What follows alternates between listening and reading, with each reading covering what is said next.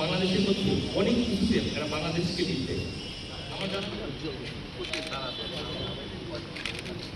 এদিকে ঝালকাঠিতে DC cup tennis টুর্নামেন্টের উদ্বোধন ঝালকাঠি থেকে এইচ.এম. নাসির উদ্দিনের পাঠানো তথ্যচিত্রে বিস্তারিত। ঝালকাঠিতে জেলা প্রশাসনের আয়োজনে শুরু হয়েছে ডিসি কাপ টেনিস টুর্নামেন্ট 2026। রোববার রাতে ঝালকাঠি অফিসার্স ক্লাব টেনিস গ্রাউন্ডে এ টুর্নামেন্টের উদ্বোধন করেন জেলা প্রশাসক মোহাম্মদ মমিন উদ্দিন। উদ্বোধনী অনুষ্ঠানে বিশেষ অতিথি হিসেবে উপস্থিত ছিলেন police super Mizanur Rahman, civil surgeon doctor Humayun কবির।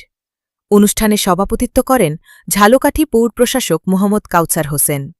এ সময় জেলা প্রশাসনের কর্মকর্তা, ক্রীড়াবিদ ও আমন্ত্রিত অতিথিরা উপস্থিত ছিলেন। উদ্বোধনী ম্যাচে উজ্জ্বল দেবনাথ ও জুয়েল খান জুটি তুহিন আজাদ ও বিশ্বজিৎ জুটিকে পরাজিত করে।